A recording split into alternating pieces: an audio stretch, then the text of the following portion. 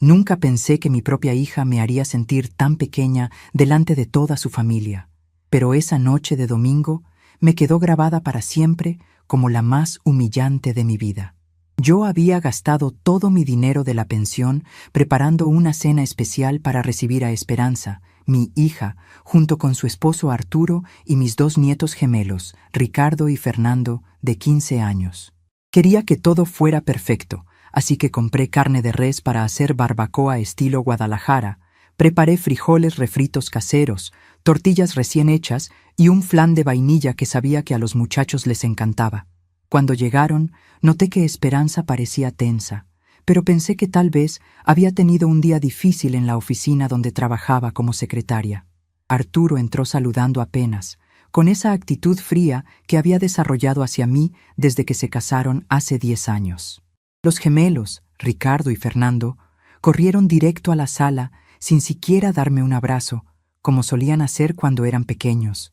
Pero yo seguí sonriendo, porque los amaba a todos y había esperado esta cena familiar durante semanas. Cuando serví la barbacoa en los platos de cerámica que había heredado de mi madre, Arturo hizo una mueca de disgusto y empujó el plato hacia el centro de la mesa. «Esta carne está demasiado salada, Guadalupe», dijo con voz alta, lo suficiente para que los vecinos pudieran escuchar a través de la ventana abierta. Mi corazón se aceleró, pero antes de que pudiera responder, Esperanza agregó con tono molesto: «Ay, mamá, ya no tienes edad para cocinar bien. Siempre le pones demasiada sal a todo». Sentí que mi cara se encendía de vergüenza. Había cocinado para mi familia durante más de 50 años. Había criado a Esperanza sola después de que su padre nos abandonara cuando ella tenía 8 años, y ahora me decían que no sabía cocinar. Traté de sonreír y me disculpé. «Perdónenme, tal vez sí me pasé un poquito con la sal. ¿Quieren que prepare otra cosa?». Pero la humillación no había terminado. Ricardo, el mayor de los gemelos por 10 minutos, probó el flan y lo escupió de regreso al plato con cara de asco. «Abuela, esto sabe horrible. ¿Qué le pusiste?». Fernando se rió y agregó: «Sí, abuela, parece que se te olvidó cómo hacer postres».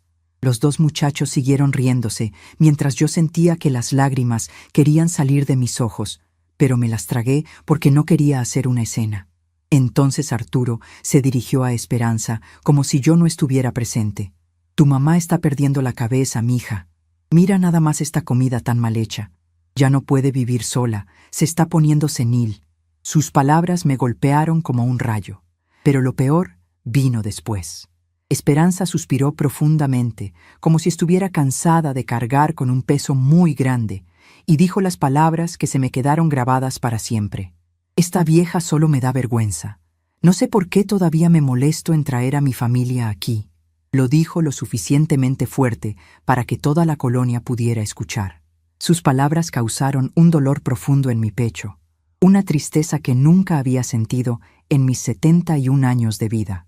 Me quedé parada junto a la mesa, con el delantal puesto y las manos temblorosas, viendo cómo mi propia sangre me despreciaba delante de sus hijos. Los gemelos siguieron burlándose de mi comida. Arturo negaba con la cabeza como si yo fuera una carga imposible de soportar, y Esperanza evitaba mirarme a los ojos. En ese momento, algo dentro de mí se quebró para siempre, pero también algo nuevo comenzó a nacer, una determinación silenciosa que cambiaría todo. Después de esa cena desastrosa, fingí que todo estaba bien. Les ofrecí café, les pregunté por sus vidas, traté de conversar con mis nietos sobre la escuela, pero nadie me prestaba atención real. Esperanza estaba revisando su teléfono celular. Arturo veía el fútbol en la televisión que yo había comprado para que se sintieran cómodos en mi casa, y los muchachos jugaban videojuegos en sus aparatos portátiles. Cuando finalmente se fueron, Esperanza ni siquiera se despidió como antes lo hacía. Solo gritó desde el carro: «Nos vemos luego, mamá. Trata de cocinar mejor la próxima vez». Arturo tocó el claxon impaciente mientras los gemelos se reían de algo en sus teléfonos. Me quedé parada en la puerta de mi casita en la colonia Doctores, viendo cómo se alejaban sin mirar atrás ni una sola vez. Esa noche, sola en mi cocina, miré los platos sucios y la comida que casi no habían tocado. Había gastado 300 pesos de mi pensión de 1,200 en esa cena, dinero que necesitaba para mis medicinas, pero quería hacer algo especial para mi familia. Recordé cuando Esperanza era niña y yo trabajaba limpiando oficinas de lunes a sábado, cosiendo ropa los domingos para poder pagarle clases de danza. Recordé las noches que me quedaba despierta haciendo sus disfraces para las presentaciones escolares, usando retazos de tela que compraba en el mercado de San Juan. Había vendido los aretes de oro de mi difunta madre para pagarle la preparatoria particular que ella quería. Había trabajado doble turno en una maquiladora durante 5 años para costearle la carrera de secretariado ejecutivo. Nunca me volví a casar porque dediqué toda mi vida a sacarla adelante. Y ahora, a los 71 años, descubría que para mi hija yo era solo esa vieja que le daba vergüenza. Esa madrugada, sentada en mi silla favorita de la sala, tomé una decisión que cambiaría el rumbo de nuestras vidas para siempre. Ya no iba a mendigar amor ni respeto. Ya no iba a permitir que me trataran como una carga vergonzosa. Fui a mi ropero y saqué una caja de zapatos donde guardaba documentos importantes desde hacía muchos años. Adentro estaba la escritura original de la casa donde vivía Esperanza con su familia. Esa casa de 3 recámaras en la colonia del Valle se la había comprado cuando ella se casó con Arturo como regalo de bodas. Había usado todos mis ahorros de 30 años trabajando, además de pedir un préstamo en el banco que terminé de pagar apenas el año pasado. Pero por un error en el registro, la escritura siguió a mi nombre, y yo nunca lo corregí porque pensé que algún día se la heredaría oficialmente. Nunca les dije que legalmente la casa era mía, porque confiaba en que éramos familia. Sonreí por primera vez en semanas al darme cuenta de que esa confusión legal iba a servirme para algo muy importante. Busqué en mi agenda el teléfono del licenciado Mauricio Hernández, un abogado honesto que me había ayudado con los papeles de pensión años atrás. Era momento de hacer algunas llamadas telefónicas muy importantes. Los siguientes días actué como si nada hubiera pasado. Cuando Esperanza me llamó para cancelar nuestra comida dominical, inventando una excusa sobre compromisos familiares importantes con la familia de Arturo, yo simplemente le dije: «No te preocupes, mija. Lo entiendo perfectamente». Mi voz sonaba tan calmada que hasta ella se sorprendió. Comencé a organizar mis cosas en silencio. Doné ropa vieja a la iglesia del barrio, separé fotografías importantes y guardé documentos en orden.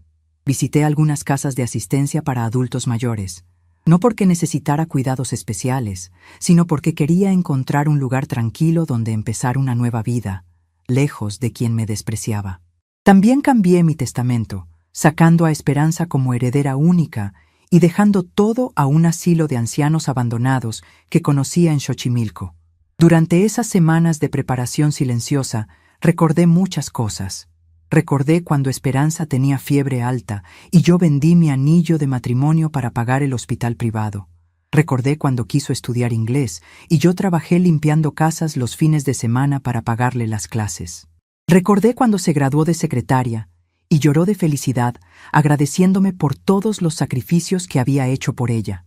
Pero también recordé cómo había cambiado después de casarse con Arturo, cómo sus visitas se volvieron más espaciadas y frías, cómo dejó de preguntarme sobre mi salud o mis necesidades, cómo comenzó a tratarme como una obligación molesta en lugar de como su madre. Y finalmente, cómo llegamos a esa cena horrible donde me llamó vieja vergonzosa delante de sus hijos. El licenciado Mauricio me explicó todo el proceso legal con paciencia y respeto. «Señora Guadalupe», me dijo, «usted tiene todo el derecho de recuperar su propiedad. Los papeles están en orden y la ley la protege». También me ayudó a redactar una carta oficial dándoles 30 días para desocupar la casa, tiempo más que suficiente para que encontraran otro lugar donde vivir. La transformación que estaba sucediendo dentro de mí era silenciosa, pero profunda. Por primera vez en décadas, no estaba preocupada por complacer a otros o por evitar conflictos. Estaba tomando decisiones basadas en mi propia dignidad y bienestar. Me sentía como una mariposa saliendo lentamente de su capullo, descubriendo que tenía alas que había olvidado usar. Una tarde, mientras organizaba papeles antiguos, encontré una fotografía de cuando Esperanza hizo su primera comunión. Yo aparecía sonriente a su lado, con un vestido azul que había cosido especialmente para esa ocasión. Ella tenía 8 años y me abrazaba con amor genuino. Me pregunté en qué momento esa niña amorosa se había convertido en la mujer fría que ahora me despreciaba. Pero ya no tenía tiempo para lamentaciones. Había tomado una decisión y la iba a cumplir hasta el final. Conseguí un trabajo de medio tiempo cuidando a la señora Carmen, una viejita de 85 años que vivía sola y necesitaba compañía. No era por el dinero, sino porque quería sentirme útil otra vez, valorada por lo que podía dar en lugar de ser vista como una carga. La señora Carmen me recibió con cariño genuino y me trataba con el respeto que merecía. Guadalupe, me decía, qué bendición que hayas llegado a mi vida. Se nota que eres una mujer de buen corazón. Sus palabras me sanaban un poquito el alma cada día, recordándome que mi valor como persona no dependía de cómo me tratara mi propia familia. Compré ropa nueva, me arreglé el cabello en la peluquería del barrio y comencé a caminar todas las mañanas por el Parque México. Por primera vez en años, me estaba cuidando a mí misma en lugar de vivir únicamente para otros. Me inscribí en clases de tejido en el centro comunitario y conocí a otras mujeres de mi edad que me recibieron con amistad sincera. Dolores, una señora de 75 años que había pasado por una situación similar con sus hijos, me contó su historia mientras tejíamos bufandas para donar al orfanato. Guadalupe, me dijo, uno no puede obligar a la familia a valorarnos, pero sí podemos elegir rodearnos de gente que nos aprecie de verdad. Sus palabras me confirmaron que estaba tomando el camino correcto. Los días pasaban, y yo seguía actuando normal cuando hablaba con Esperanza por teléfono. Ella seguía cancelando planes y poniendo excusas para no visitarme, sin saber que ya no me dolía tanto como antes. Estaba construyendo una nueva vida donde mi valor no dependía de migajas de cariño de quien debería amarme incondicionalmente. Una noche, mientras cenaba sola en mi cocina, miré hacia el futuro por primera vez en mucho tiempo. Vi días tranquilos cuidando a la señora Carmen, tardes tejiendo con mis nuevas amigas, mañanas caminando por el parque sin prisa ni preocupaciones. Vi una vida donde no tenía que mendigar respeto ni aguantar humillaciones por mantener lazos familiares que solo me lastimaban. Había vivido 71 años, criado a una hija sola, trabajado duro toda mi vida y nunca había hecho nada solo para mí. Era momento de cambiar eso. Era momento de vivir para Guadalupe Morales, no para los caprichos y desprecios de una familia que me había olvidado después de recibir todo lo que yo podía dar. El licenciado Mauricio me llamó para confirmar que todos los papeles estaban listos. Señora Guadalupe, ¿está segura de que quiere proceder? Una vez que entregue la notificación, ya no habrá vuelta atrás. Le respondí con una voz firme que me sorprendió a mí misma.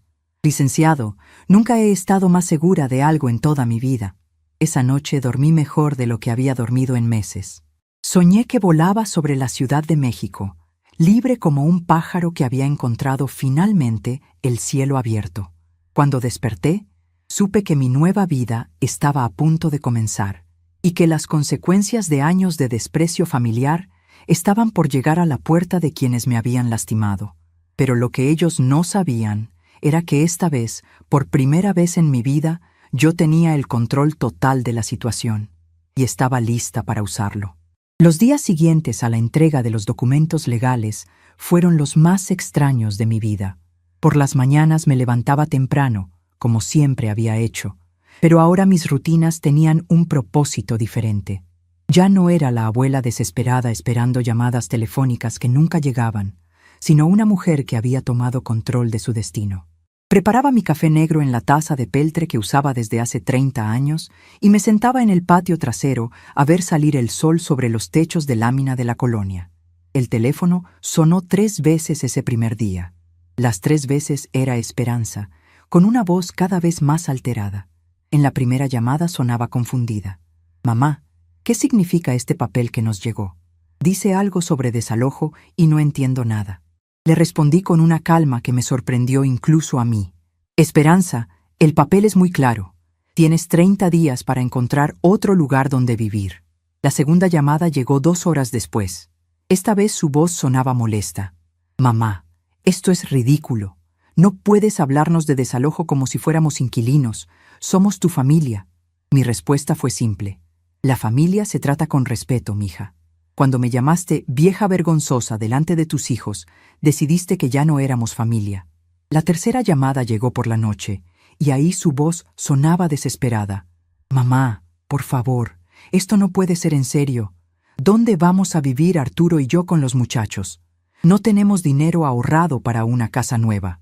Le expliqué pacientemente. Esperanza, has tenido 10 años viviendo gratis en esa casa. Si hubieras ahorrado lo que gastaste humillándome, tendrías suficiente para cualquier lugar. Después de esa última llamada, desconecté el teléfono. Necesitaba silencio para procesar todo lo que estaba sintiendo. No era triunfo lo que sentía, tampoco venganza. Era algo más profundo. Por primera vez en décadas me estaba respetando a mí misma. Me estaba defendiendo de la manera que nunca había aprendido a hacer. Esa noche, sola en mi casa, que de repente se sentía más grande y tranquila, comencé a recordar. Saqué una caja vieja de cartón que guardaba debajo de mi cama, llena de fotografías que no había visto en años.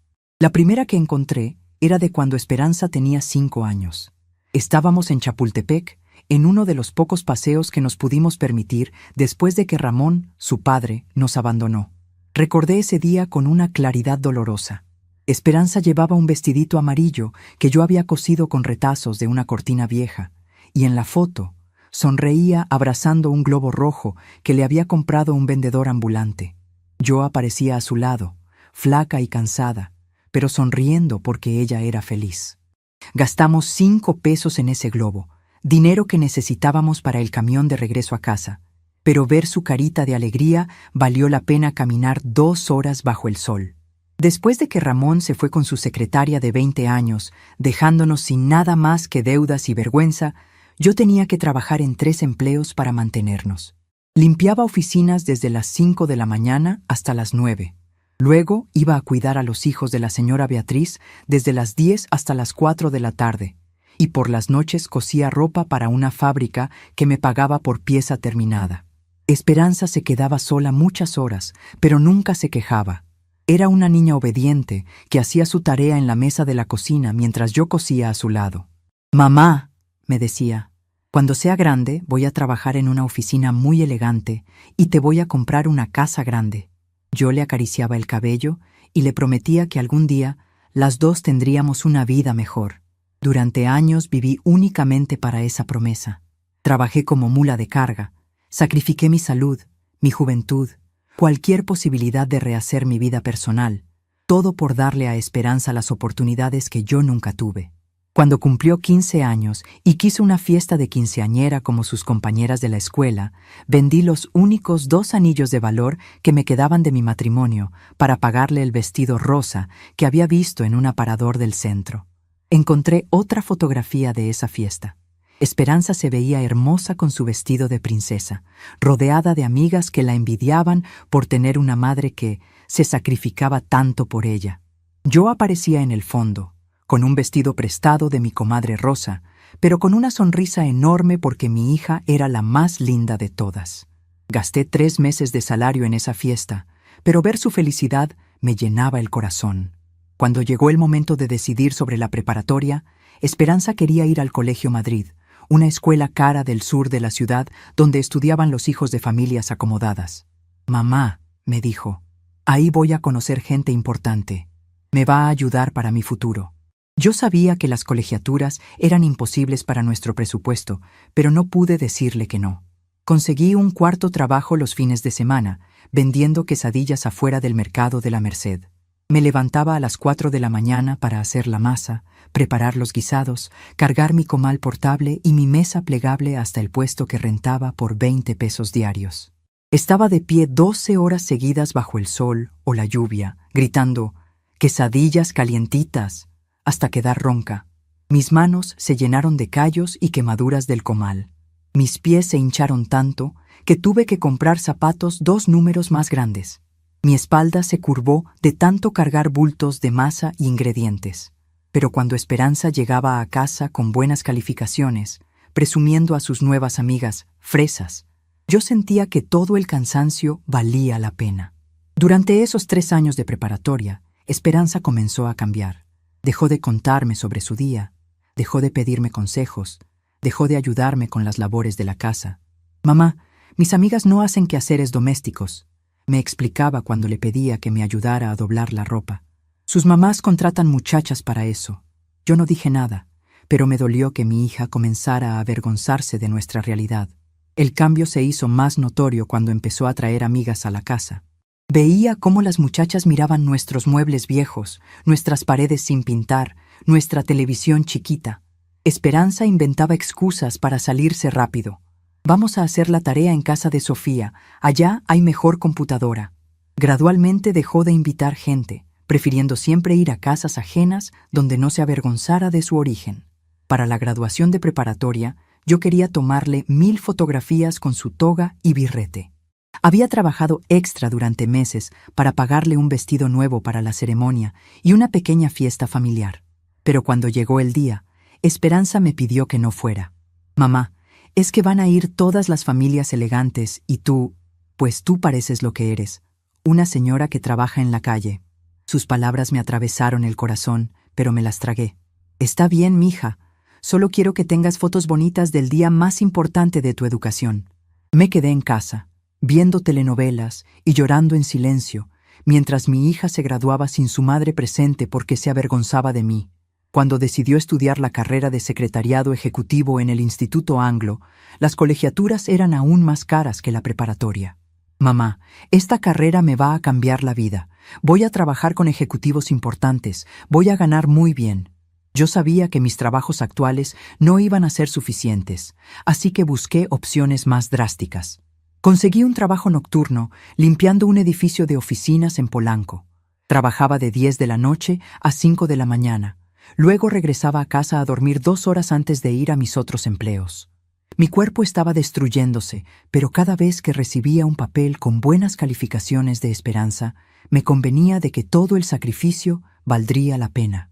Durante esos años de la carrera, prácticamente no vi a mi hija. Ella salía temprano a clases y yo estaba trabajando. Regresaba por las tardes cuando yo ya me había ido a limpiar oficinas.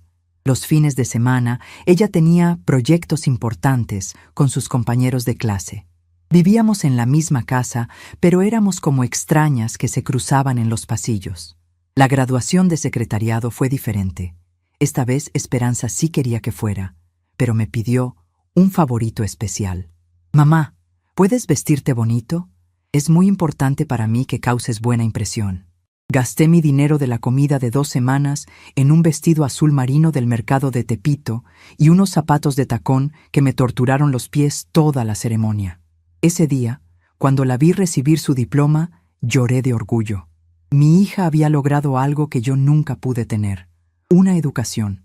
Iba a trabajar en oficinas elegantes, iba a conocer gente importante, iba a tener la vida que yo siempre soñé para ella. Cuando me abrazó después de la ceremonia y me dijo: «Gracias por todo, mamá. Sin ti esto no hubiera sido posible». Pensé que todos los sacrificios habían valido la pena. Consiguió trabajo inmediatamente en una empresa de seguros en la colonia Roma, y por primera vez en años, nuestra situación económica mejoró un poco. Esperanza me daba 500 pesos mensuales para los gastos de la casa y yo pude dejar uno de mis trabajos nocturnos. Finalmente podía dormir 5 horas seguidas en lugar de 2. Todo cambió cuando conoció a Arturo en la oficina. Él era contador, 3 años mayor que ella, con aspiraciones de poner su propio despacho algún día. Desde el principio no me gustó su actitud prepotente, la manera como hablaba de gente de clase y personas que no se superan.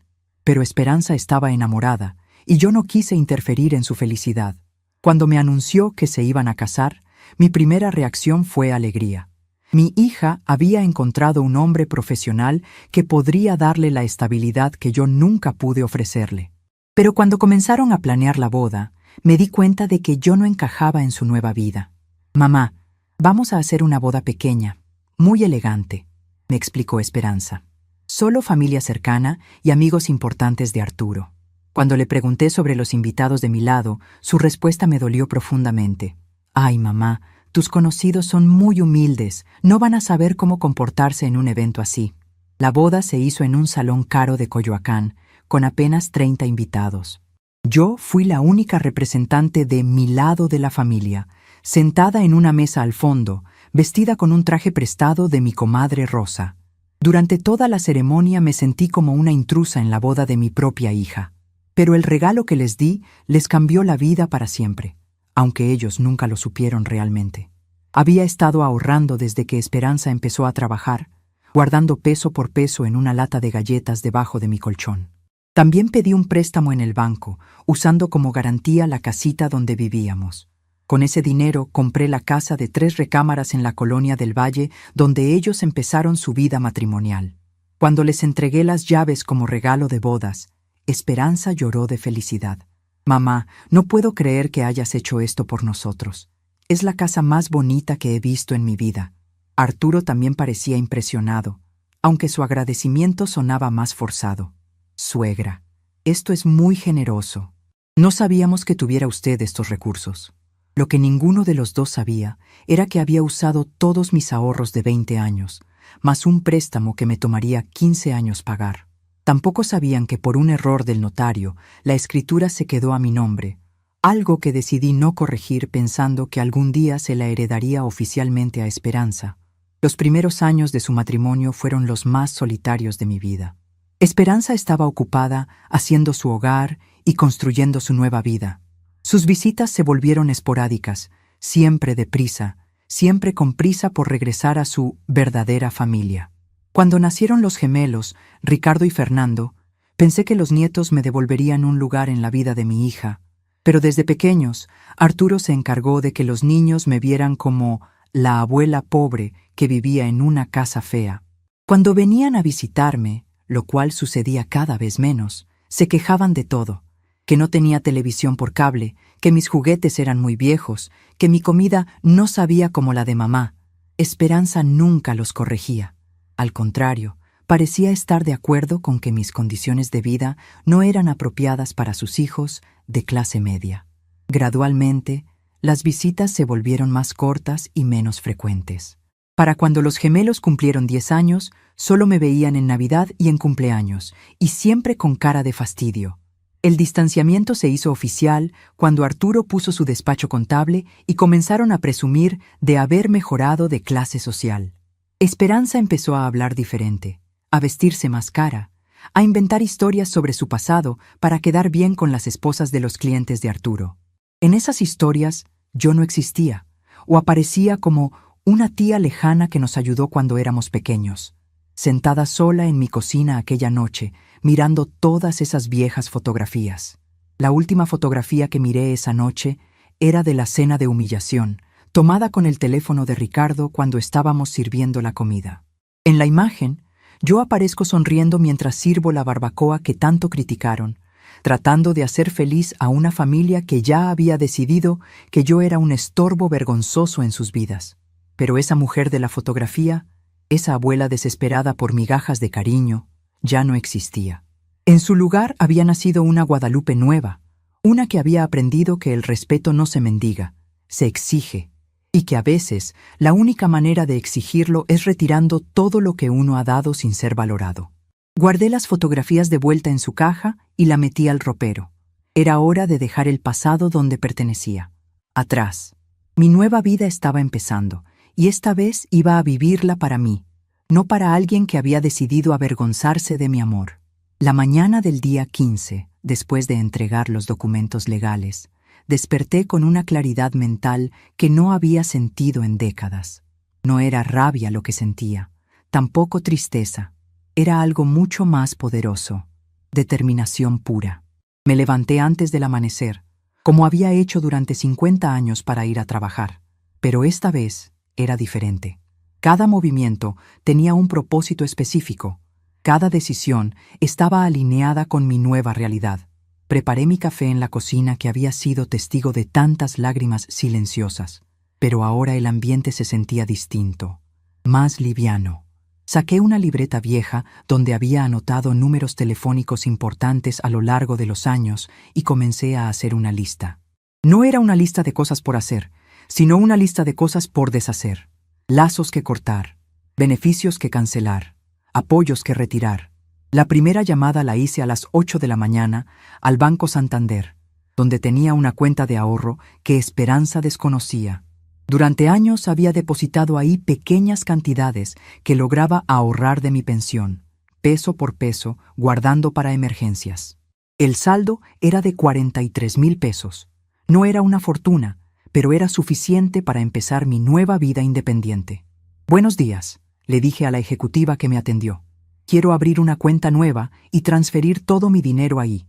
También necesito que cambien todos los datos de contacto». Carmen Elizalde, así se llamaba la señorita, fue muy amable al explicarme el proceso.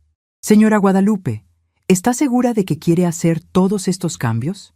Es muy inusual que alguien de su edad reorganice completamente sus finanzas». Le expliqué sin dar muchos detalles que estaba comenzando una nueva etapa de mi vida y necesitaba proteger mis recursos.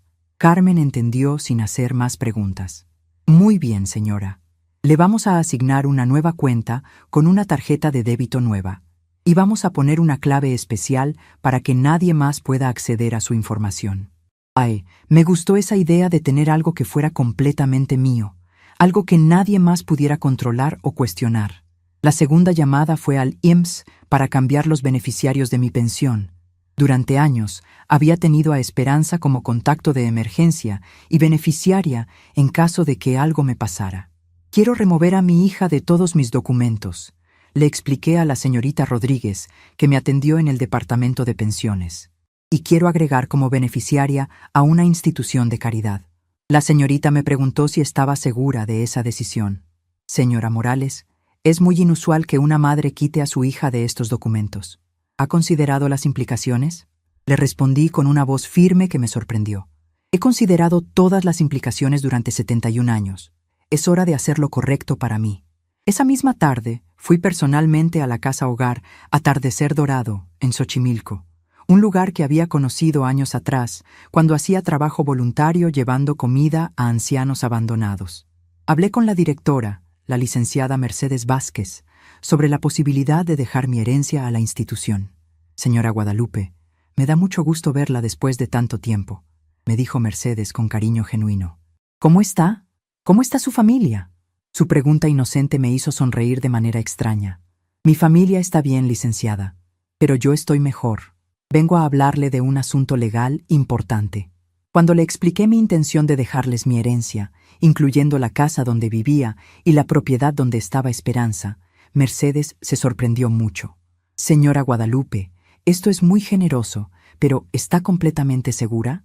Esto incluye propiedades de valor considerable». Le aseguré que había pensado todo muy bien y que era exactamente lo que quería hacer. «Mire, licenciada», le expliqué mientras tomábamos té de manzanilla en su oficina. «He visto cómo tratan aquí a los viejitos que sus familias abandonaron. Los cuidan con respeto, con cariño, sin hacerlos sentir como cargas. Prefiero que mi dinero se use para eso que dejárselo a quien me ve como un estorbo». Mercedes aceptó ser la nueva beneficiaria de mis bienes y me ayudó a contactar a un notario de confianza para hacer todos los cambios legales necesarios. «Señora Guadalupe, si alguna vez necesita un lugar donde vivir con dignidad, aquí siempre tendrá un hogar». Sus palabras me llenaron de paz. Por primera vez en años, alguien me estaba ofreciendo un lugar sin condiciones, sin hacerme sentir que sería una molestia. Al salir de la casa hogar, caminé por los jardines de Xochimilco y me senté en una banca frente al lago. Había familias paseando en trajineras, niños corriendo y riendo, parejas de novios tomándose fotografías. La vida seguía su curso normal para todos los demás. Pero para mí todo había cambiado para siempre.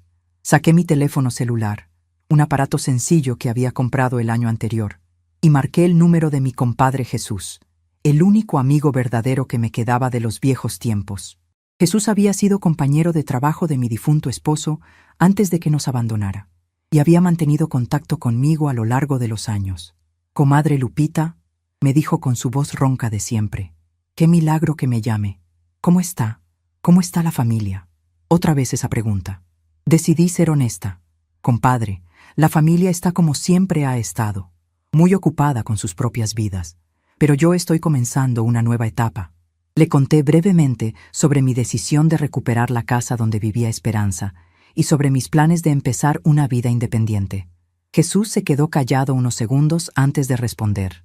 «Comadre, Me da gusto oír que por fin se está poniendo en primer lugar.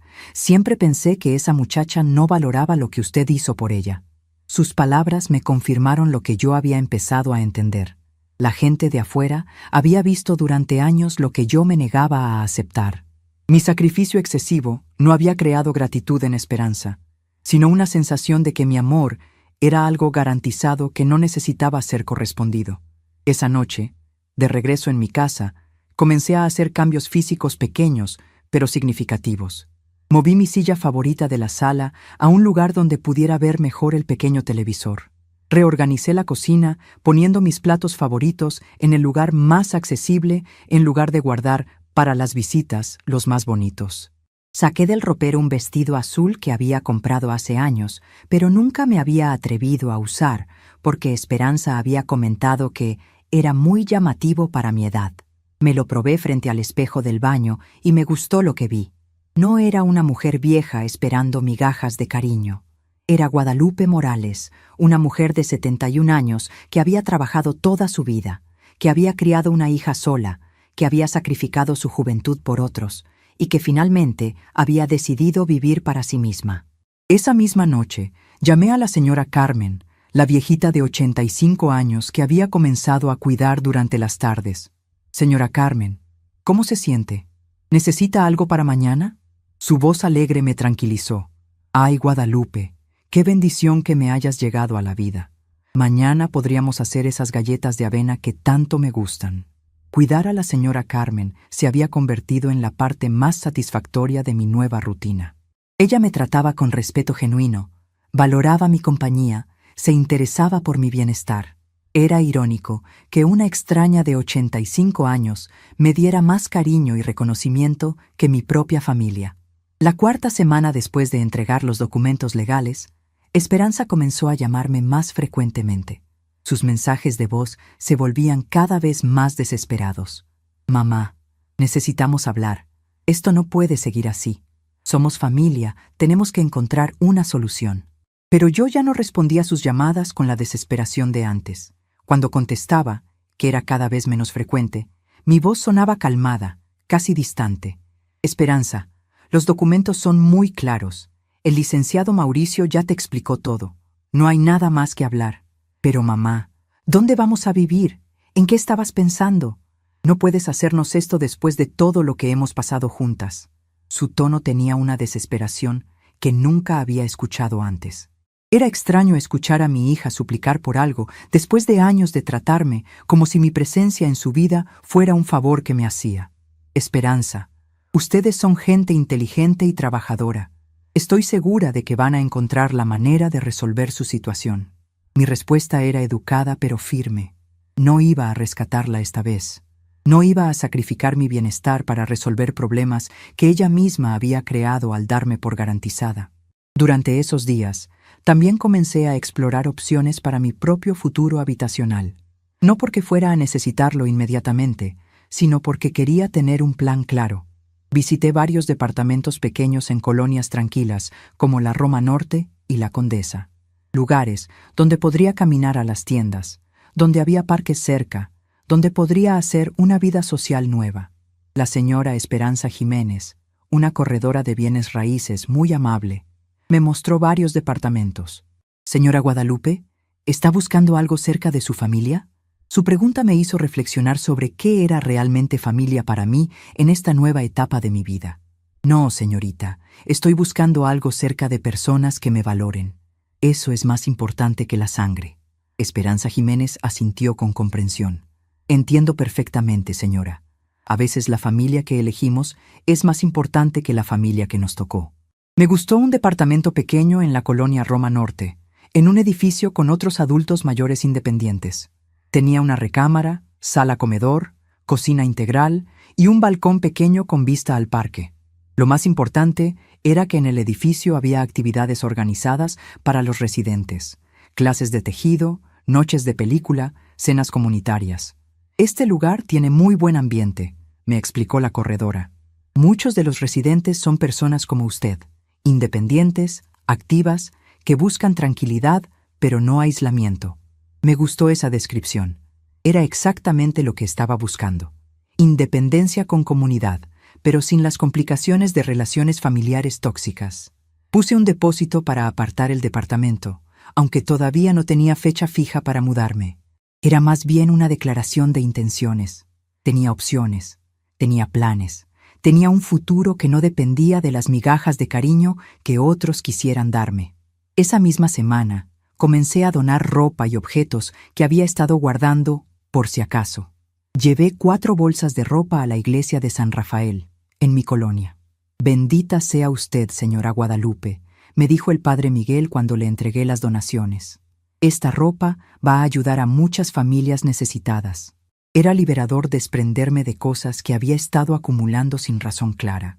Vestidos que guardaba para ocasiones especiales que nunca llegaban. Zapatos incómodos que conservaba porque me costaron trabajo comprar.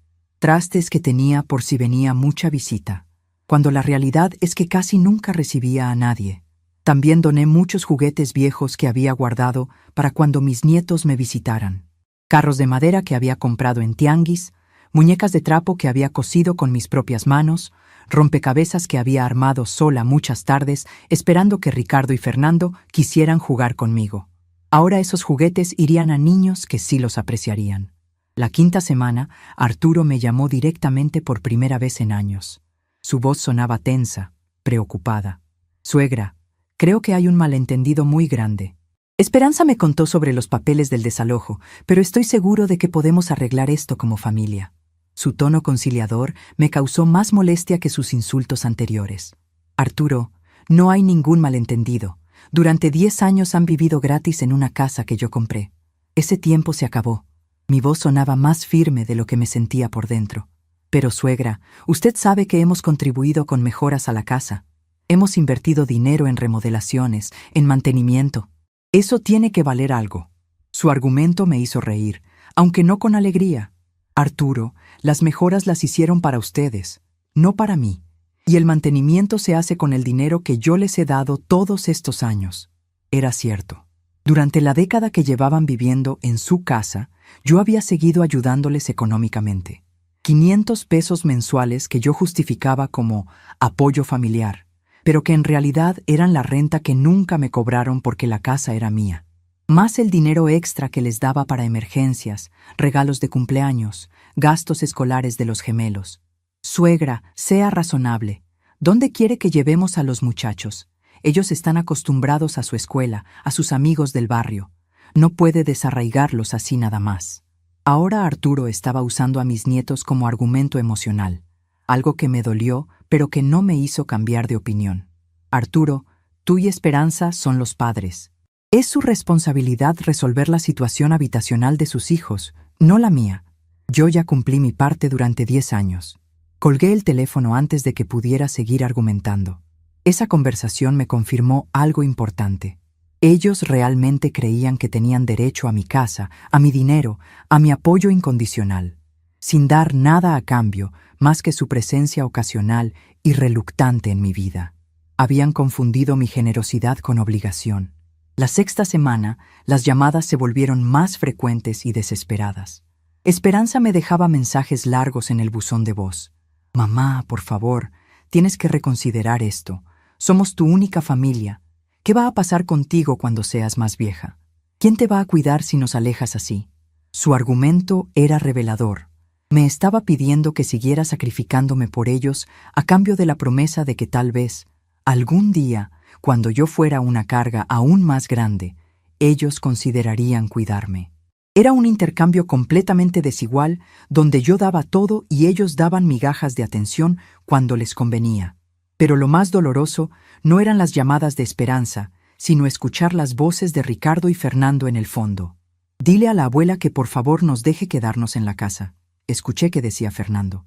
«No quiero cambiarme de escuela», agregó Ricardo con voz triste. Esos momentos me hacían dudar. Mis nietos no tenían la culpa de cómo me habían tratado sus padres. Ellos eran víctimas inocentes de esta situación.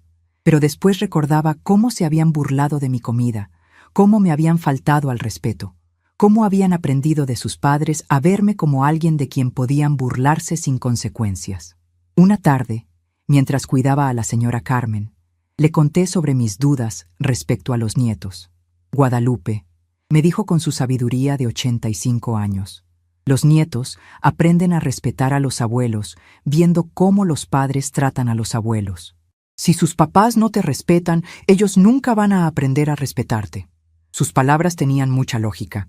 Ricardo y Fernando eran productos de la educación que habían recibido en casa. Esperanza y Arturo les habían enseñado que yo era alguien a quien podían tratar sin consideración, alguien cuyo amor era garantizado sin importar cómo me trataran. Cambiar esa dinámica requería consecuencias reales. La 7ª semana decidí dar el siguiente paso importante. Fui al banco donde Esperanza tenía su cuenta de ahorros, una cuenta que yo había abierto para ella cuando consiguió su primer trabajo, donde había depositado dinero durante años como apoyo extra. Resulta que por ser la persona que abrió la cuenta, yo seguía siendo cofirmante. «Buenos días», le dije al ejecutivo de cuentas. «Quiero retirar todo mi dinero de esta cuenta». El señor revisó los documentos y confirmó que efectivamente tenía derecho a hacerlo. Retiré 47,000 pesos que había depositado a lo largo de los años. Dinero que Esperanza probablemente ni recordaba que venía de mí.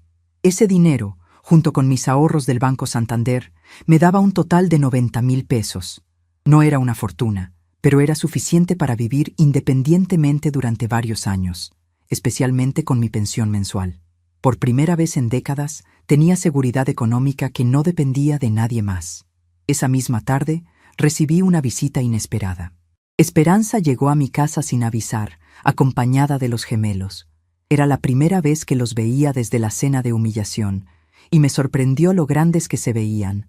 Ricardo ya era más alto que su madre, y Fernando tenía la voz más gruesa.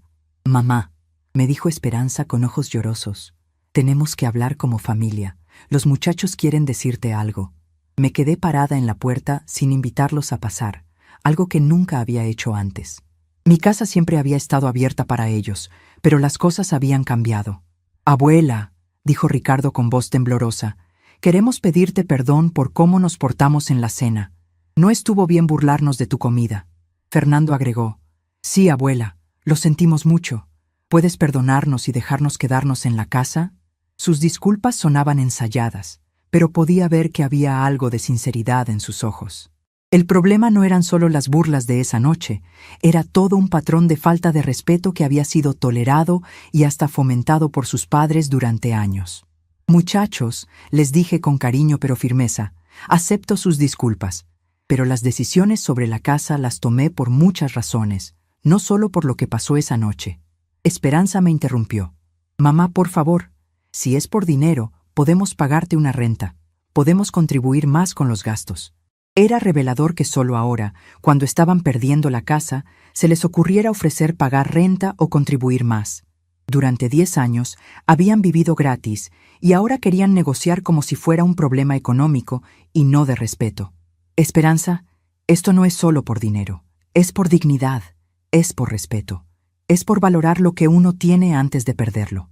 Mis palabras sonaron más sabias de lo que me sentía. Ya tomé mi decisión y no va a cambiar. Esa noche, después de que se fueron, me senté en mi patio trasero a ver las estrellas. Por primera vez en meses, me sentía completamente en paz con mis decisiones. No era venganza lo que sentía, ni tampoco tristeza. Era algo mucho más profundo, autorrespeto. Finalmente había aprendido que amar a otros no significaba dejar de amarme a mí misma. Mañana sería el último día del plazo de 30 días que les había dado. Y por primera vez en 71 años de vida, yo tenía el control completo de mi futuro. El día 30 amaneció nublado y fresco, como si el cielo supiera que algo importante estaba por suceder. Me levanté a las 5 de la mañana, como siempre, pero esta vez había algo diferente en el aire. Era el último día del plazo que les había dado a Esperanza y Arturo para desocupar la casa. Después de hoy, mi vida cambiaría para siempre y extrañamente me sentía más tranquila de lo que había estado en años.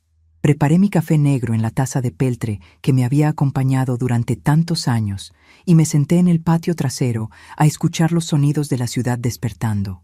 Los vendedores ambulantes comenzaban a gritar sus productos. Los camiones rugían por las avenidas principales. Los niños se alistaban para ir a la escuela. La vida seguía su curso normal para todos los demás, pero para mí era el primer día de una nueva existencia. A las 8 en punto, sonó el teléfono. Era el licenciado Mauricio Hernández. «Buenos días, señora Guadalupe. Hoy es el último día del plazo. ¿Sigue firme en su decisión?». Su voz sonaba profesional, pero también preocupada. «Licenciado, nunca he estado más segura de algo en toda mi vida», le respondí con una claridad que me sorprendió a mí misma. «Muy bien, señora. A las 10 de la mañana estaremos en la propiedad de la Colonia del Valle para verificar que se haya cumplido con el desalojo. Si no es así, procederemos legalmente según lo establecido en los documentos». Me gustó la firmeza de sus palabras. Por primera vez en décadas, yo tenía el respaldo de la ley y la justicia de mi lado. Mientras me bañaba y me vestía, pensé en todos los eventos que me habían llevado a este momento. La cena humillante donde mi propia hija me llamó vieja vergonzosa. Los años de sacrificios ignorados, las burlas constantes, el desprecio disfrazado de normalidad familiar. Todo había confluido en este día donde finalmente yo iba a tomar control de mi propia vida. Me puse el vestido azul que había comprado hace años, pero nunca me había atrevido a usar. Era bonito, me quedaba bien y me hacía sentir digna. También me puse los aretes de perlas que había guardado para ocasiones especiales, que nunca llegaban. Hoy era especial. Era el día que comenzaba a vivir para mí misma. A las 9:30 llamé un taxi para ir a la Colonia del Valle. Quería estar presente cuando se cumpliera el desalojo, no por venganza, sino como testigo de mi propia transformación. Durante el trayecto, el taxista, un señor mayor llamado Roberto, trató de hacer conversación. «¿Va a algún evento especial, señora? Se ve muy elegante». «Sí», le respondí sonriendo. «Voy a recuperar algo que es mío». Roberto asintió sin hacer más preguntas, pero pude ver en el espejo retrovisor que sonreía también. Tal vez entendía, sin conocer los detalles, que yo estaba haciendo algo importante para mí. Cuando llegamos a la casa de 3 recámaras que yo había comprado como regalo de bodas para Esperanza, vi un camión de mudanzas estacionado afuera. Mi corazón se aceleró, pero no de miedo, de anticipación. Después de 10 años, mi propiedad iba a ser realmente mía otra vez. Esperanza estaba en la entrada principal, supervisando cómo los muchachos del camión cargaban cajas y muebles.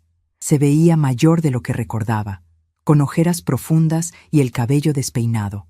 Cuando me vio bajándome del taxi, su expresión pasó de la sorpresa al dolor y finalmente a algo que no pude identificar. Tal vez respeto por primera vez en años. «Mamá», me dijo acercándose, «no pensé que vendrías a ver esto». Su voz sonaba cansada, derrotada. «Esperanza, esta es mi propiedad. Tengo derecho a estar aquí», le respondí con calma. No había rabia en mi voz, solo una firmeza nueva que incluso a mí me sorprendía. Arturo salió de la casa cargando una televisión. Cuando me vio, se detuvo en seco. Su expresión era una mezcla de rabia y sorpresa. «Suegra, espero que esté contenta con lo que logró. Está destruyendo a su propia familia». Sus palabras ya no me lastimaban como antes. «Arturo, la familia se destruye sola cuando no hay respeto mutuo». Los gemelos, Ricardo y Fernando, aparecieron en la puerta principal. Se veían confundidos y tristes, cargando cada uno una caja con sus pertenencias personales. Cuando me vieron, corrieron hacia mí. «Abuela, ¿de verdad no podemos quedarnos? Prometemos portarnos bien», dijo Ricardo con lágrimas en los ojos. Ese momento fue el más difícil de todo el proceso. Mis nietos no tenían la culpa de los errores de sus padres, pero tampoco podía rescatar a toda la familia del patrón de falta de respeto que ellos mismos habían creado. «Muchachos, los amo mucho, pero ustedes tienen padres que son responsables de cuidarlos y darles un hogar. Esa responsabilidad no es mía». Fernando me abrazó fuerte y susurró: «Abuela, ¿ya no nos vas a ver más?». Su pregunta me partió el corazón, pero mantengo mi firmeza.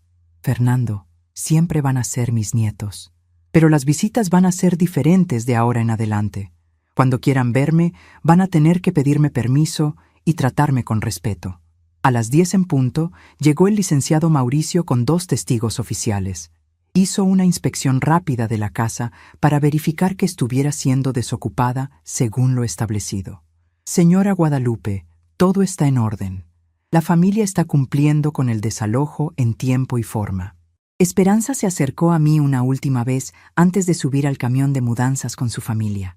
Mamá, ¿esto es realmente lo que quieres? ¿Quedarte sola, sin familia?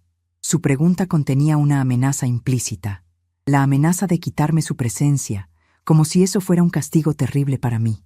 Esperanza, le respondí mirándola directamente a los ojos. He estado sola durante años, rodeada de familia. Es mejor estar físicamente sola que emocionalmente abandonada. Mis palabras la dejaron sin respuesta. Por primera vez en décadas había logrado expresar exactamente lo que sentía. Además, agregué con una sonrisa triste, ya no voy a estar sola. Tengo nuevos amigos, nuevas actividades, nuevas metas. Voy a estar rodeada de gente que me valora por quien soy, no por lo que puedo darles. Esperanza se quedó callada, procesando la realidad de que yo había construido una vida nueva sin ella. Arturo subió al camión sin despedirse. Los gemelos me dieron un último abrazo desde la ventana trasera, mientras el vehículo se alejaba lentamente por la calle. Me quedé parada en la banqueta, viendo cómo se alejaba la vida que había conocido durante los últimos 10 años. Pero en lugar de tristeza, sentí liberación. Era como si hubiera estado cargando un peso enorme durante décadas y finalmente me lo hubiera quitado de los hombros. Respiré profundamente el aire fresco de la mañana y sonreí. Por primera vez en años, mi sonrisa era genuina. El licenciado Mauricio me entregó las llaves de la casa. Señora Guadalupe, la propiedad es completamente suya otra vez. ¿Qué piensa hacer con ella? No había pensado específicamente en esa pregunta hasta ese momento. Licenciado, creo que voy a rentarla a una familia que la valore, y con ese dinero voy a pagar mi nuevo departamento en la Roma Norte. La idea se me había ocurrido espontáneamente, pero me gustó inmediatamente. Esa casa había sido construida para el amor y el respeto familiar. Si mi propia familia no podía darle eso, entonces la daría a otra familia que sí supiera apreciar tener un hogar bonito. Esa tarde, de regreso en mi casita de la colonia Doctores, llamé a la corredora de bienes raíces, Esperanza Jiménez. Señorita, quiero cerrar el trato del departamento que me mostró la semana pasada, y también quiero poner en renta la casa de la colonia del Valle. Esperanza se puso muy contenta. ¡Qué buena noticia, señora Guadalupe! ¿Cuándo quiere mudarse al departamento? Pensé un momento antes de responder. En 2 semanas. Quiero tomar mi tiempo para hacer la transición correctamente. Esas 2 semanas fueron las más liberadoras de mi vida. Cada día me dedicaba a una tarea específica para cerrar mi vida anterior y abrir la nueva. Doné más ropa y objetos que ya no necesitaba. Visité a viejos amigos que había descuidado durante años por estar siempre disponible para mi familia. Comencé a hacer planes para mi nueva vida independiente. También contraté a una empresa de limpieza para que dejara la casa de la colonia del Valle en perfecto estado para rentarla. Señora, me dijo Claudia, la supervisora del equipo de limpieza, esta casa está muy bien cuidada. Se nota que la familia que vivía aquí la quería mucho. No le dije que esa familia nunca había pagado un peso de renta ni había valorado el regalo que habían recibido. Una semana después de la mudanza de Esperanza, recibí una llamada inesperada. Era Ricardo, mi nieto mayor. Abuela, ¿puedo ir a visitarte esta tarde? Quiero hablar contigo. Su voz sonaba más madura de lo que recordaba. Claro que sí, Ricardo. Ven cuando gustes. Ricardo llegó en el metro, solo. Era la primera vez que lo veía sin sus padres o su hermano en varios años. Se veía nervioso pero determinado. Abuela, quiero pedirte perdón por todo. No solo por lo de la cena, sino por años de no valorarte como te mereces. Sus palabras me sorprendieron. No esperaba esa madurez de un muchacho de 15 años. Ricardo, acepto tus disculpas. Pero más importante que pedir perdón es cambiar el comportamiento. Mi nieto asintió seriamente. Lo sé, abuela, y quiero que sepas que entiendo por qué hiciste lo que hiciste. Me contó que después de mudarse al departamento pequeño que habían conseguido en la colonia Guerrero, un lugar muy diferente a la casa cómoda donde habían vivido gratis durante 10 años, él y Fernando habían comenzado a entender la magnitud de lo que habían perdido. Abuela, mis papás nunca nos dijeron que tú habías pagado la casa donde vivíamos. Siempre creímos que era de ellos. Su confesión me confirmó algo que había sospechado. Esperanza y Arturo nunca les habían enseñado a mis nietos a valorar mi generosidad porque ellos mismos la habían dado por garantizada. Ricardo, tus padres cometieron el error de no enseñarte que todo en la vida tiene un costo. El amor, el respeto, la generosidad, todo requiere reciprocidad para ser sostenible. Mi nieto mayor me escuchaba con atención, como si fuera la primera vez que alguien le explicaba estas verdades básicas. ¿Crees que alguna vez podamos volver a ser familia como antes?, me preguntó con esperanza en los ojos. Su pregunta era difícil de responder porque requería honestidad total. Ricardo, podemos ser familia, pero no como antes. Como antes no funcionaba. Tiene que ser diferente, basado en respeto mutuo. Le expliqué que él y Fernando siempre serían bienvenidos en mi vida, pero bajo nuevas reglas. Tendrían que llamar antes de visitarme. Tendrían que tratar mi casa y mis cosas con respeto. Tendrían que entender que mi amor por ellos no significaba que fuera responsable de resolver todos sus problemas. ¿Y mis papás?, preguntó con voz pequeña. Era la pregunta más difícil de todas.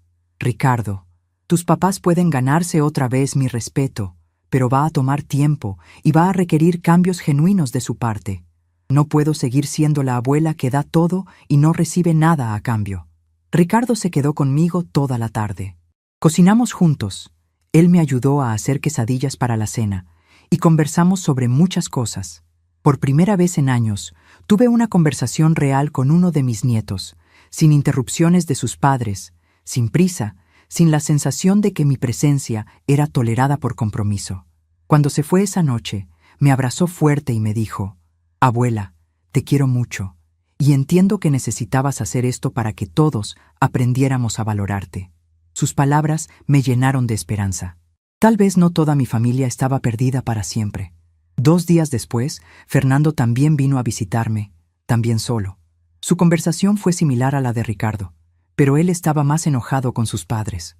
«Abuela, ahora que vivimos en el departamento chiquito, mis papás se la pasan peleando por dinero. Y mi papá dice que todo es culpa tuya, que eres una vieja rencorosa». Las palabras de Arturo me dolieron, pero ya no me sorprendían. «Fernando, tu papá está enojado porque perdió algo que nunca valoró. Es más fácil culparme a mí que aceptar su responsabilidad». Mi nieto menor asintió con comprensión más allá de su edad. «Abuela, ¿puedo preguntarte algo personal?». Fernando siempre había sido el más directo de los 2 gemelos. «Claro que sí, mijo». Su pregunta me sorprendió. «¿Te sientes feliz ahora que nos fuiste de la casa?». Era una pregunta compleja que requería una respuesta honesta. «Fernando, me siento triste por cómo terminaron las cosas, pero también me siento libre. Por primera vez en años, no tengo que preocuparme por ser juzgada o menospreciada en mi propia familia». Le expliqué que la felicidad no viene de tener familia cerca si esa familia te trata mal. Es mejor estar rodeada de gente que te aprecia genuinamente que estar con familia que te tolera por obligación. Fernando procesó mis palabras en silencio. «¿Y nosotros qué vamos a hacer sin ti?», me preguntó finalmente. Su pregunta me hizo sonreír. «Fernando, ustedes van a aprender a ser independientes. Van a aprender que las cosas buenas se ganan con esfuerzo y respeto. Y van a aprender a valorar a las personas antes de perderlas». Esa noche, después de que Fernando se fue, me senté en mi patio trasero con una taza de té de manzanilla y reflexioné sobre todo lo que había pasado en el último mes. Había perdido la relación familiar que conocía, pero había ganado algo mucho más valioso: mi dignidad. Al día siguiente, la corredora me llamó con buenas noticias. «Señora Guadalupe, ya encontré inquilinos para su casa de la colonia del Valle. Es una familia joven con 2 niños pequeños. Están dispuestos a pagar 8,000 pesos mensuales de renta y se ven muy responsables». 8,000 pesos mensuales era más dinero del que había tenido disponible en años.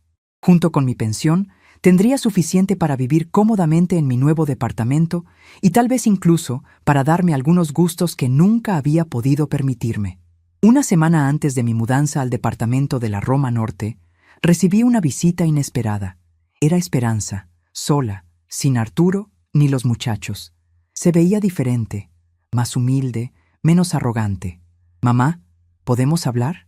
La invité a pasar, pero esta vez no le ofrecí automáticamente café y galletas como siempre había hecho antes.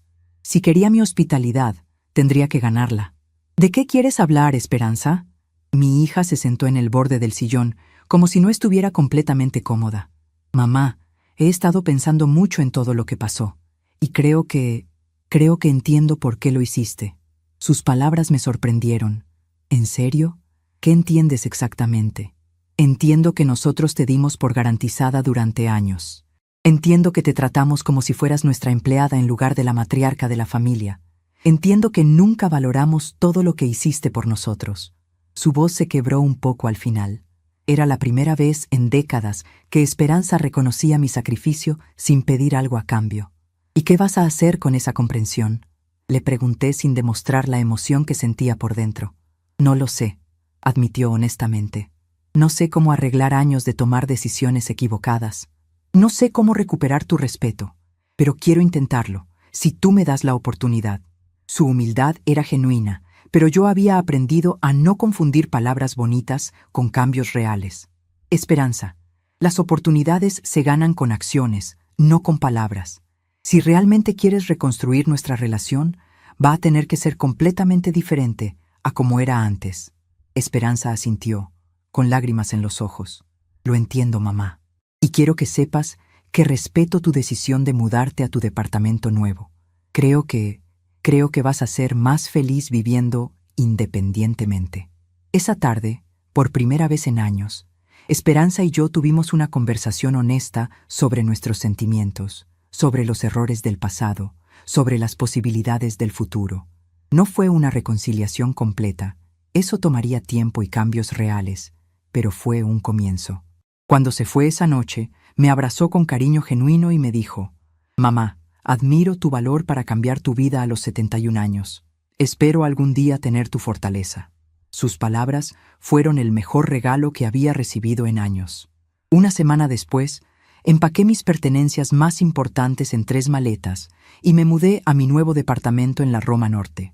Era pequeño pero luminoso, con un balcón que daba al parque y vecinos amigables que me recibieron con calidez. Por primera vez en mi vida, vivía completamente sola, pero no me sentía sola.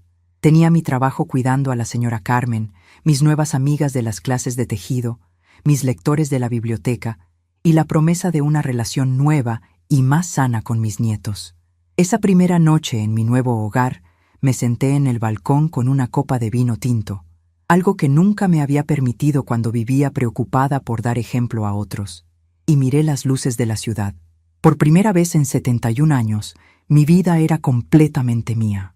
Había perdido la familia que conocía, pero había ganado algo invaluable: la certeza de que merecía respeto, amor genuino y la dignidad de vivir según mis propios términos. A veces, la mayor victoria es aprender a valorarte a ti misma tanto como valoras a otros. 3 meses después de mudarme a mi departamento en la Roma Norte, desperté una mañana de domingo con una sensación que no había experimentado en décadas: paz completa. Me quedé en la cama unos minutos extra, disfrutando del silencio que había elegido mantener. Mi nueva rutina había encontrado su ritmo natural. Me levantaba sin prisa, preparaba café en mi cocina pequeña pero luminosa y me sentaba en el balcón a ver el parque despertar. Los vecinos me saludaban con cariño genuino. Doña Carmela, de 75 años, siempre me gritaba desde su balcón: «Buenos días, Guadalupe, ¿cómo amaneció hoy?». Y yo le respondía sonriendo: «Con bendiciones, Carmela». Las tardes las pasaba cuidando a la señora Carmen, cuya salud había mejorado notablemente desde que yo llegué a acompañarla. «Guadalupe», me decía mientras tejíamos juntas, «usted llegó a mi vida como un ángel».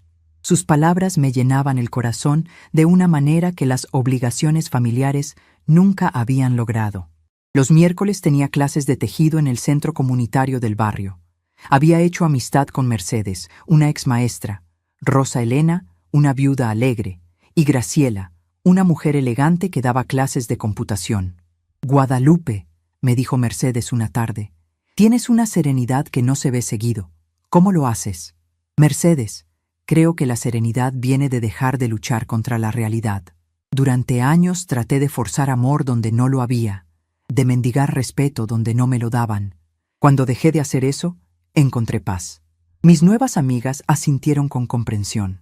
Los viernes organizábamos cenas comunitarias en el salón social del edificio. Era increíble cómo había encontrado más sentido de familia en estos encuentros que en años de cenas obligatorias con mi propia sangre. Una mañana, mientras regaba las plantas de mi balcón, recibí una llamada de Ricardo. Abuela, tengo noticias maravillosas. Me aceptaron en la preparatoria técnica para estudiar computación. Y conseguí un trabajo de medio tiempo los fines de semana. Ricardo, qué alegría me das. ¿Y cómo van las cosas en casa? Había aprendido a preocuparme por mis nietos sin sentirme responsable de resolver todos sus problemas. Mejor, abuela.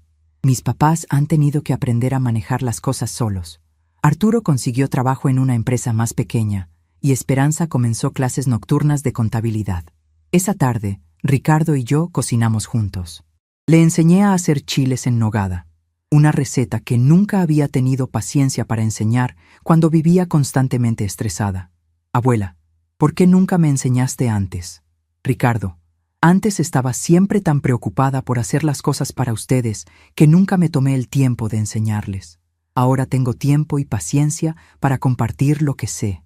Cuando Ricardo se fue esa noche, me abrazó fuerte. Abuela, gracias por enseñarme que está bien poner límites. Gracias por mostrarme que respetarse a uno mismo no es egoísmo. Una tarde de octubre encontré una carta de Fernando.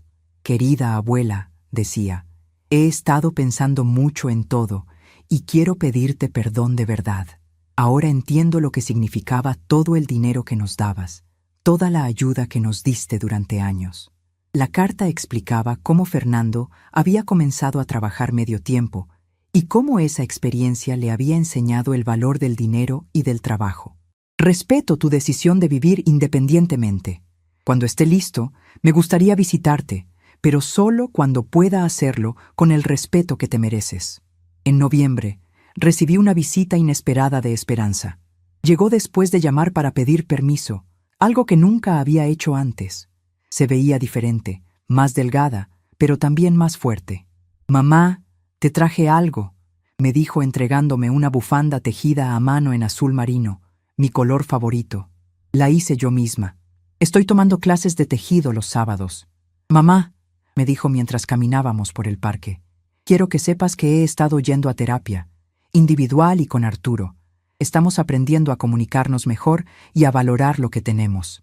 Me siento responsable de mi propia vida por primera vez en muchos años. Es aterrador, pero también liberador, agregó. Sus palabras eran muy similares a lo que yo había sentido durante mi propia transformación. En diciembre, Ricardo me llamó. Abuela, Fernando y yo queremos invitarte a cenar en Nochebuena, en un restaurante bonito. Nosotros vamos a pagar con nuestro dinero del trabajo. La cena de Nochebuena fue perfecta. También invité a la señora Carmen, pequeña, íntima, llena de conversaciones genuinas y risas naturales. Guadalupe, qué muchachos tan educados, me dijo la señora Carmen. Cuando terminó el año, me senté a escribir en un diario que había comenzado a mantener. Hace un año era una mujer que mendigaba migajas de cariño. Hoy soy una mujer rodeada de personas que me valoran por quien soy. He aprendido que el amor verdadero no requiere sacrificio total de uno mismo. He aprendido que poner límites no es egoísmo, sino autorrespeto. Una tarde de enero, exactamente un año después de la cena humillante, me senté en mi balcón con una copa de vino tinto y miré hacia el futuro con expectativa. Mi teléfono tenía mensajes de mis nuevas amigas. Tenía planes para tomar clases de computación. La señora Carmen me había invitado a visitar a su hermana en Cuernavaca. Mis nietos me visitaban regularmente, pero ahora basados en cariño mutuo. Esperanza y yo habíamos comenzado a construir una relación nueva, más honesta, basada en respeto. Pero más importante, me había reencontrado a mí misma. La Guadalupe sepultada bajo décadas de abnegación excesiva había resurgido más fuerte, más sabia, más completa. Esa noche miré mi reflejo en el espejo del baño y sonreí. La mujer que me devolvía la mirada era alguien que me gustaba, alguien a quien respetaba, alguien con quien podía vivir en paz. Afuera, la ciudad seguía su ritmo eterno, pero adentro de mi pequeño departamento había encontrado algo que había buscado durante 71 años, la certeza de que merecía amor, respeto y la dignidad de vivir según mis propios términos. A veces, el mayor nuevo comienzo es, o silencio, que uno decide mantener. Y en ese silencio elegido, había encontrado finalmente mi voz. Tenemos curiosidad por saber hasta dónde ha llegado esta historia. ¿Desde dónde estás viendo esto? Comenta aquí abajo.